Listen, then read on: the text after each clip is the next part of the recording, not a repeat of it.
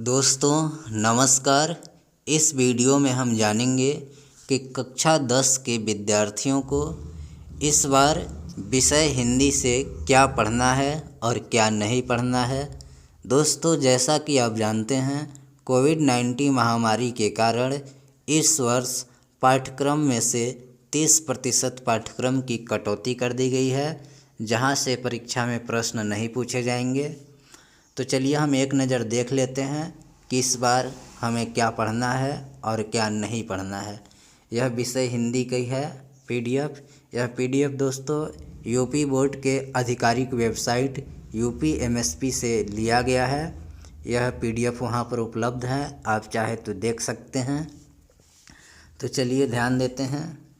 कोविड-19 महामारी के कारण शैक्षिक सत्र 2020-21 देखिए यह आगामी परीक्षा के लिए भी यही निर्धारित पाठ्यक्रम है 2022 के लिए भी, क्योंकि यह जो पीडीएफ है मैंने इसे यूपीएमएसपी से डाउनलोड किया हूँ, जो एक आधिकारिक वेबसाइट है। तो कोविड-19 महामारी के कारण शैक्षिक सत्र 2020-21 और 22 में विद्यालयों में समय से पठन पाठन का कार्य न हो पाने की स्थिति में सम्यक विचारोपरांत विषय विशेषज्ञों की समिति द्वारा निम्नवत 30% पाठ्यक्रम कम किए जाने की अनुशंसा की गई है। तो देखिए यहाँ जो नीचे दिए गए हैं ये पाठ को इस बार हटा दिया गया है। तो सबसे पहले देखिए गद्य से हमें कौन से पाठ को नहीं पढ़ना है। क्या लिखूं? पद्मलाल पुन्नालाल बख्शी द्वारा लिखा गया पाठ क्या लिखूं, यह इस बार नहीं पढ़ना है। ईर्ष्या तू न गई मेरे मन से, रामधारी सिंह दिनकर, इसको भी इस बार हटा दिया गया है। पानी में चंदा और चांद पर आदमी, जयप्रकाश भारती, ये भी नहीं पढ़ना है। तो कुल मिलाकर गद्य से 3 पाठ हमें नहीं पढ़ने हैं, जो यहाँ पे दिए गए हैं। क्या लिखूं, ईर्ष्या तू न गई मेरे मन से, पानी में चंदा और चांद पर आदमी, यह तीनों पाठ की कटौती कर दी गई है। यहाँ से परीक्षा में प्रश्न नहीं पूछे जाएंगे। अब आप देख लीजिए काव्य से क्या नहीं पढ़ना है। काव्य से देखिए सुमित्रानंदन पंत की चंद्रलोक में प्रथम बार, ये हटा दिया गया है। महादेवी वर्मा का वर्षा सुंदरी के प्रति हटा दिया गया है। माखनलाल चतुर्वेदी का जवानी नामक कविता हटा दी गई है। केदारनाथ सिंह की नदी और अशोक वाजपेयी की युवा जंगल। तो दोस्तों ये जो पाठ हैं इनकी कटौती कर दी गई है काव्य से। यह काव्य से परीक्षा में नहीं पूछे जाएंगे, यहाँ पे जो पाठ दिए गए हैं।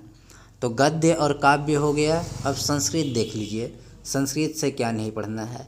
केन किम वर्धते, ये पाठ नहीं पढ़नी है। और अनयोक्ति विलासः, ये 2 पाठ नहीं पढ़ना है। ये दोनों पाठ हमें नहीं पढ़ना है। आगे देखिए संस्कृत और हिंदी व्याकरण। संस्कृत और हिंदी व्याकरण से हमें क्या पढ़ना है, क्या नहीं पढ़ना है। तो सबसे पहले यहाँ जो नहीं पढ़ना है वो दिया हुआ है पूरा। समास में से हमें कर्मधारय और बहुव्रीहि नहीं पढ़ना है। संधि में वृद्धि संधि नहीं पढ़ना है। सर्वनाम में तद और युष्मद नहीं पढ़ना है। धातु रूप में दृश्य और पच धातु नहीं पढ़ना है। अब जानेंगे कि हमें क्या पढ़ना है। तो देखिए यहाँ पे उपयुक्त के अनुक्रम में 70% का पाठ्यक्रम निम्नवत है। देखिए 100 अंक का कुल पूर्णांक होता है, जिसमें से 30 अंक विद्यालय द्वारा दिए जाते हैं और 70 अंक का लिखित परीक्षा होता है। तो जो 70 अंक का निर्धारित पाठ्यक्रम है वो इस प्रकार है, ध्यान दीजिएगा। जो पहला प्रश्न पूछा जाता है हिंदी गद्य के विकास का संक्षिप्त परिचय, इसमें से आपको मात्र शुक्ल तथा शुक्लोत्तर योग पढ़ना है, जहाँ से आपके 5 अंक के प्रश्न पूछे जाएंगे। फिर ख हिंदी पद्य का विकास का संक्षिप्त परिचय, यहाँ से भी 5 अंक के प्रश्न पूछे जाएंगे। इसमें से आपको मात्र रीतिकाल और आधुनिक काल पढ़ना है। आगे देखिए जो गद्य से प्रश्न आएंगे वो इस प्रकार होंगे कि एक गद्यांश दिया रहेगा, उसके 3 प्रश्न होंगे। पहला प्रश्न संदर्भ लिखना होगा, दूसरा रेखांकित अंश की व्याख्या और तीसरा तथ्यपरक प्रश्न रहेगा। उसी गद्य से प्रश्न उठेंगे और वहीं से आपको उत्तर देना होगा। तो ये कुल 2-2 अंक के तीनों प्रश्न रहेंगे, 6 अंक का आएगा। आगे देख लीजिए काव्य से क्या पढ़ना है।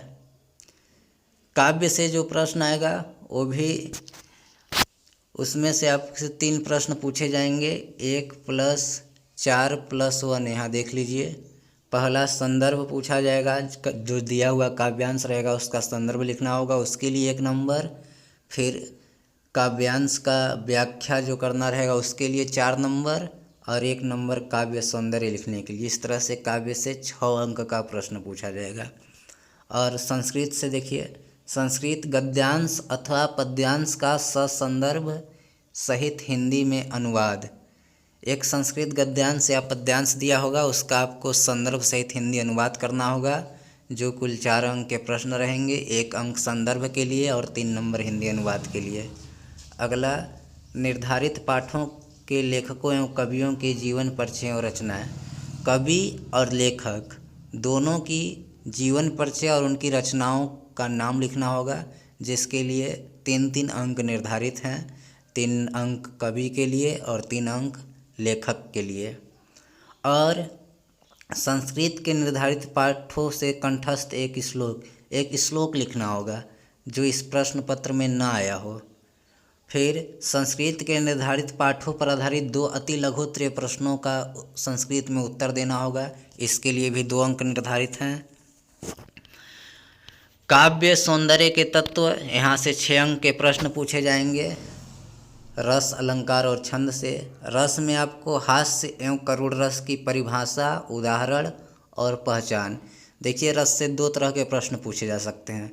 एक तो इस तरह से कि हास्य या करुण रस की परिभाषा और उदाहरण लिखिए, या फिर उदाहरण पहले से दिया रहेगा, आपको पहचान कर बताना होगा कि कौन सा रस है। तो ये 2 अंक का प्रश्न आएगा, रस से हास्य एवं करुण रस। अलंकार में आपको उपमा, रूपक और उत्प्रेक्षा अलंकार पढ़ना है।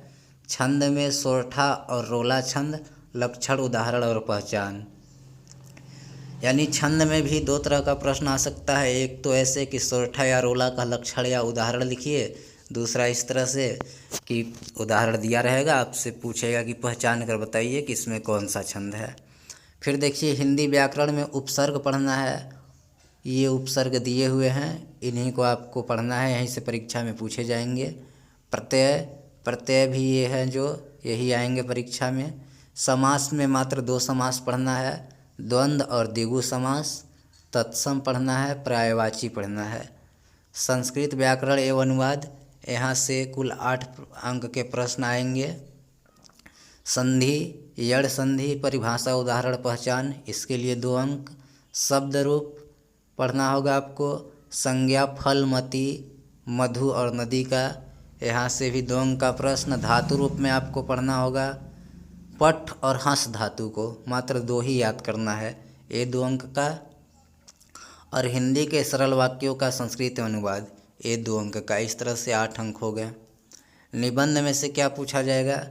निबंध, देखिए जो निबंध पूछा जाएगा वह वैज्ञानिक, सामाजिक, धार्मिक, सांस्कृतिक, आर्थिक समस्याओं पर आधारित एवं जनसंख्या नियंत्रण, स्वास्थ्य, शिक्षा, पर्यावरण एवं यातायात के नियम पर आधारित विषयों पर निबंध पूछे जाएंगे। खंड काव्य आएगा ये 3 अंक का। इसके बाद यहाँ पे जो गद्य है, गद्य से क्या पढ़ना है, क्या नहीं पढ़ना है वो तो देख लीजिए, अब क्या पढ़ना है वो देख लीजिए। मित्रता, रामचंद्र शुक्ल। ममता, जयशंकर प्रसाद। भारतीय संस्कृति, राजेंद्र प्रसाद। अजंता, भगवत शरण उपाध्याय। गद्य से ये 4 पाठ को पढ़ना है, यहीं से प्रश्न पूछे जाएंगे। बाकी के 3 पाठ की कटौती कर दी गई है। काव्य से सूरदास का पद पढ़ना है, तुलसीदास का धनुष भंग और वन पथ पर, रसखान का सवय और कवित, बिहारी लाल का भक्ति और नीति, रामनरेश त्रिपाठी का स्वदेश प्रेम, मैथिली शरण गुप्त का भारत माता का मंदिर, यह महादेवी वर्मा हिमालय से पढ़ना है। और महादेवी वर्मा का वर्षा सुंदरी के प्रतीक हटा दिया गया है। सुमित्रा नंदन पंत का चींटी पढ़ना है। माखन लाल चतुर्वेदी की पुष्प की अभिलाषा पढ़ना है। जवानी को हटा दिया गया है। सुभद्रा कुमारी चौहान को झांसी की रानी की समाधि पर, अशोक वाजपेयी की भाषा एकमात्र अनंत है, श्याम नारायण पांडे की हल्दी घाटी। तो काव्य से ही पाठ को पढ़ना है, यहीं से प्रश्न आएंगे। संस्कृत से देखिए, संस्कृत से सभी पाठों को पढ़ना है। वाराणसी देशभक्त चंद्रशेखर छांदोग्योपनिषद षष्ठोध्याय भारतीय संस्कृति वीरः वीरेण पूज्यते आरूढ़ी श्वेत केतु संवाद जीवन सूत्राणी प्रबुद्धो ग्रामीण। ये सभी पाठों को पढ़ना है। मात्र 2 पाठ हटाए गए हैं, केन किम वर्धते और अनियोक्ति विलास। यह दोनों पाठों की कटौती की गई है। तो दोस्तों